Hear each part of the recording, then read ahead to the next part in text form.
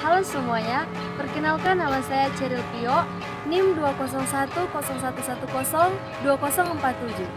Dari program studi biologi, Fakultas Matematika dan Ilmu Pengetahuan Alam, Universitas Samratulangi Manado.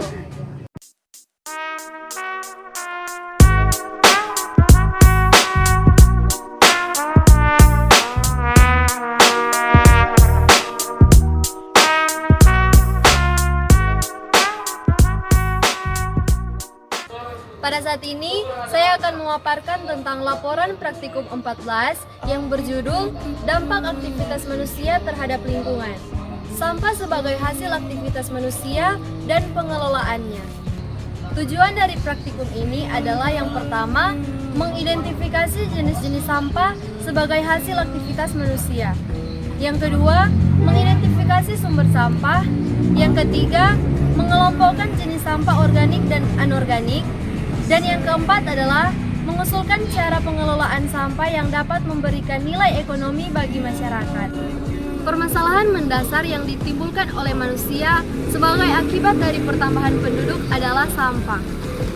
Menurut UU RI nomor 18 tahun 2008 tentang pengelolaan sampah, sampah adalah sisa kegiatan sehari-hari manusia dan atau proses alam yang berbentuk padat. Seperti yang kita lihat pada tempat ini, terdapat sampah akibat dari aktivitas manusia.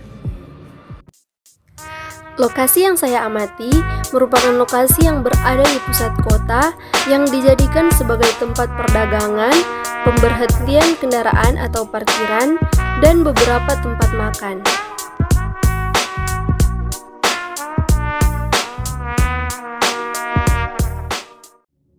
Berikut ini merupakan tabel hasil dari pengamatan saya tadi. Dan saya telah mengumpulkan sampah-sampah sebagai berikut. Yang pertama botol aqua, yang kedua plastik, yang ketiga puntung rokok, yang keempat bungkus rokok, yang kelima tisu, dan yang terakhir kemasan snack. Karena lokasi yang saya amati telah saya sebutkan tadi, sehingga dapat dikategorikan sebagai kawasan komersial dan juga fasilitas umum, sehingga sumber dari sampah-sampah ini bisa dikatakan kategori kawasan komersial dan juga fasilitas umum.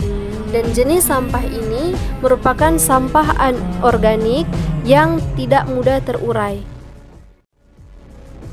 Sekarang kita masuk pada pembahasan yang pertama, yaitu botol aqua.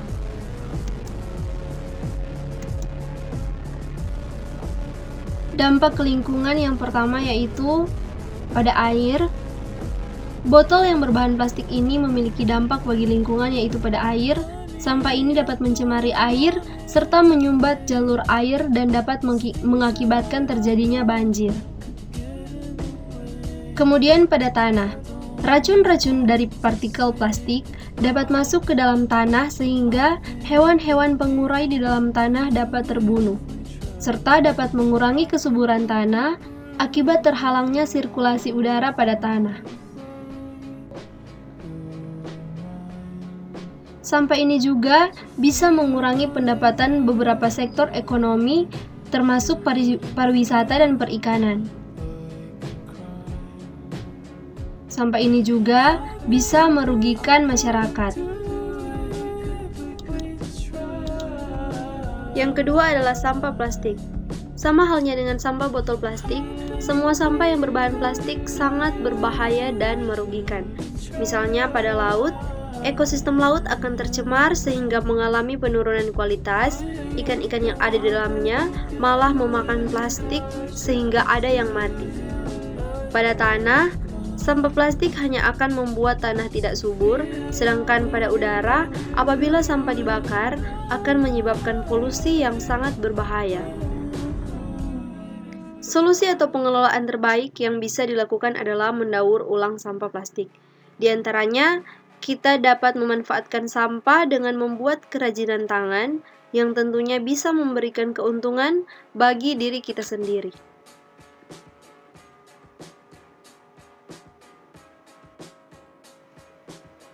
Yang ketiga adalah rokok.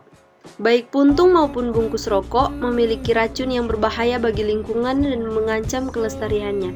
Sampah ini terbanyak di pantai, bisa merusak rantai makanan bagi hewan, dan mengandung zat kimia yang sangat berbahaya. Pengelolaannya yang pertama menjadikan alternatif pestisida, seperti studi yang pernah dilakukan oleh Suharti menjelaskan bahwa ekstrak puntung rokok dan filter dan tembakau dengan tambahan pelarut air mampu menghambat pertumbuhan penyakit pada tumbuhan. Yang kedua, membuat produk material, misalnya dengan diolah menjadi bubur, kemudian dikeringkan dan diproses menjadi produk material yang bernilai jual. Yang keempat adalah tisu. Dampaknya ke lingkungan yaitu sampah ini bisa membuat air terkontaminasi, apalagi kita tidak tahu sebelumnya digunakan untuk apa. Kemudian, tisu juga bisa membuat tanah mengalami penurunan kesuburan apabila terserap ke dalam tanah, karena tisu juga mengandung bahan-bahan tertentu yang berbahaya. Terlebih juga, tisu dapat mempercepat pemanasan global, apalagi tisu yang dibuat dari pohon hasil penebangan liar. Pengelolaan yang terbaik adalah dengan mengurangi penggunaan atau reduce. Dengan adanya pengurangan penggunaan, maka dampaknya juga akan berkurang. Sebab apabila didaur ulang, tisu daur ulang justru bisa lebih membahayakan.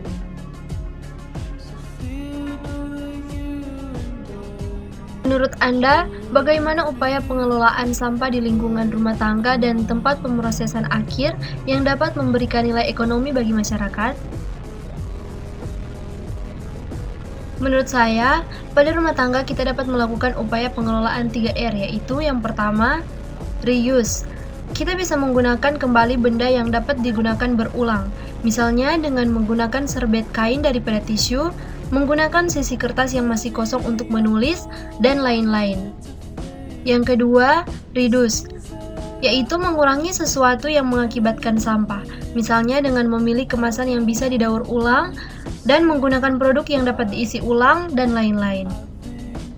Yang ketiga adalah recycle. Kita bisa mendaur ulang sampah yang masih bisa bermanfaat bagi kita, misalnya mengelola sampah anorganik menjadi barang bermanfaat, membuat kompos, dan lain-lain. Pada TPA, biasanya menggunakan metode open dumping dan landfill, serta pembuatan kompos, pembakaran, pemilahan, dan daur ulang.